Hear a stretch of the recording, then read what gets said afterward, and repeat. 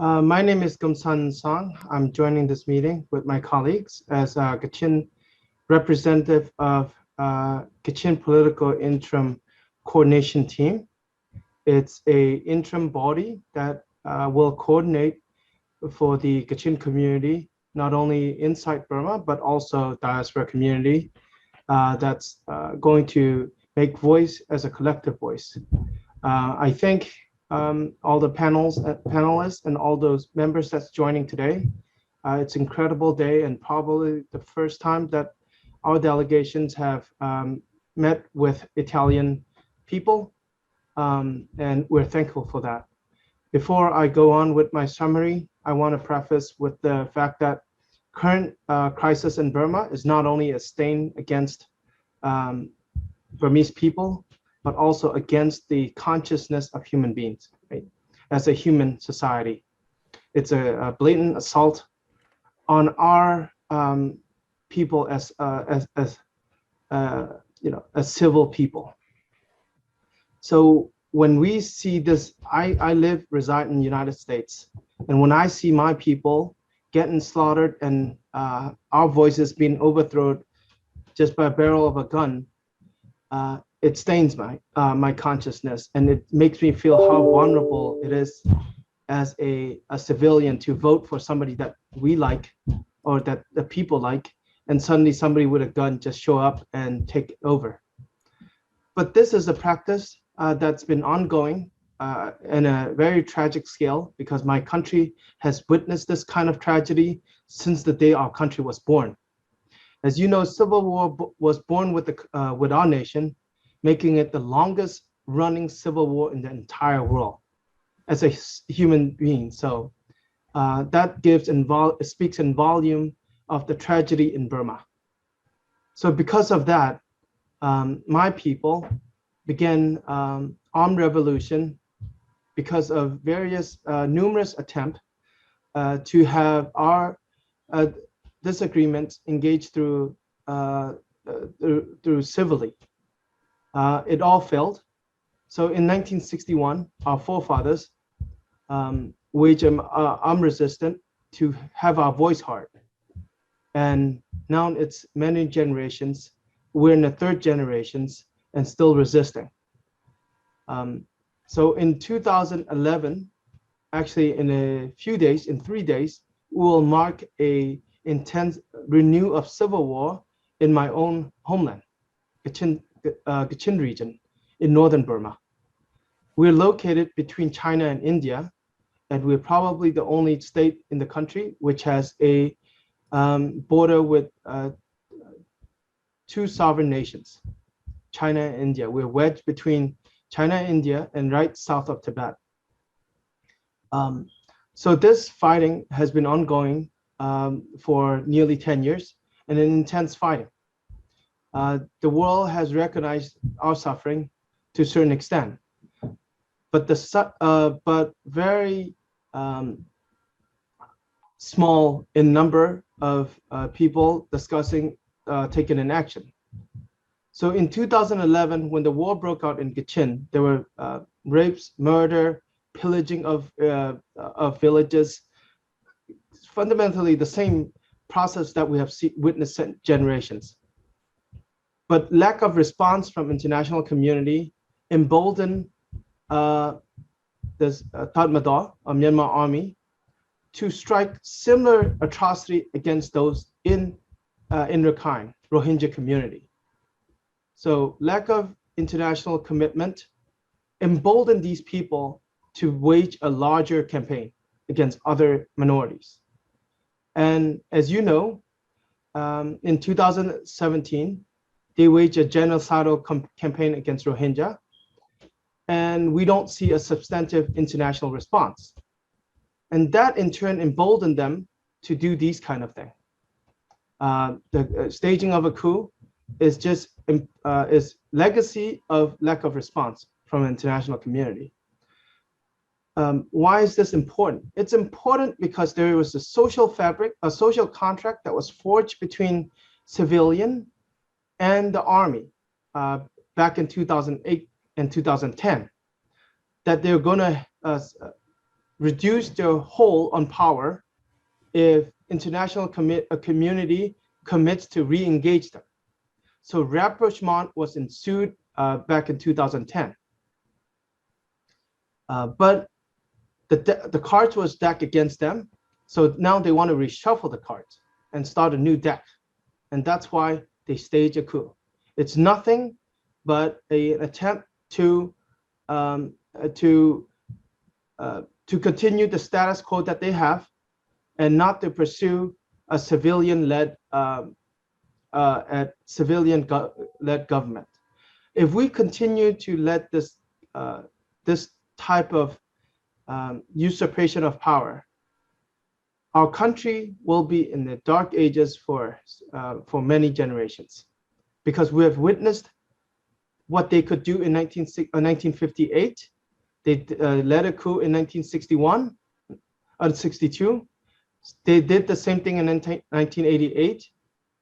But people want to get over it. So we had a social contract in 2008, and now they did again in 2021. So this is very different from that had ever happened in the past, because people want to get over this. So we asked the international community to please help. And what ASEAN has been doing is very saddening as a community of, as we are part of the ASEAN community. What they did is just prolong the rule, or what we feared the most is giving them the time and the ammunition that they need to restock. And we could start with an arm embargo, because doing nothing at this time only helps those who are in power. Doing nothing at this time only allows them to prolong the rule. And if this, we understand China is on the other side of it. We know Russia is on is very transactional in their policy, where they just attempt to have a strategic to hold a strategic interest in Burma. But as a democracy and fellow democracies, and as people that uphold human rights, we have a chance to engage. We have a government that's reflective of the will of the people, this NUG. And as a KPICT member, our organization participates in NUG. Our KPICT chairperson now serves as a vice president of the country, not because we trust NLD or not because we are supportive of NLD, but we are engaging and participating in the process because our country have never been this unified since the day of independence as a people. We were never been this unified. So we want to capitalize this unity and change for the better. We're not doing strictly for NLD, but we're doing for our people, for the good of the nation, because we thought that there are times which challenge man's core value, and this is one of those times. And there may be grave differences. NLD was not very kind to us during their power. However, we can get over it at this time because we have an intense challenges that's ahead of us. So we ask foreign governments to engage.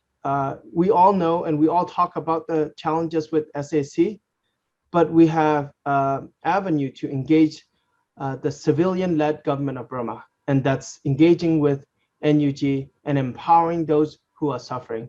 And we thank you again for this time. Thank you.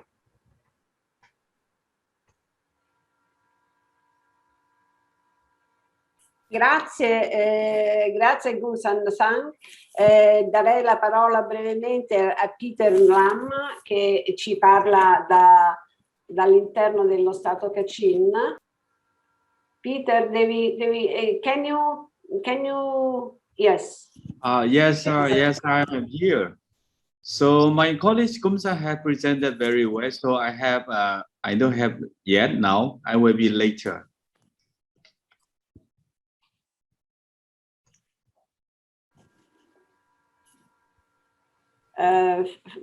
Magari facci sapere brevemente cosa sta succedendo in questi giorni nel Kachin. Okay, so I think I'll just possibly give an overview. I was trying to present you with the political front, but in terms of the challenges in the nation, particularly in Kachin region, is, as you know, there's a lot of CDM members. There's a lot of people that's taking for shelter in a liberated area, especially in the KIO controlled area. We've had IDP, which is displaced personnel for 10 years now, nearly over 100,000, continually displaced for past 10 years.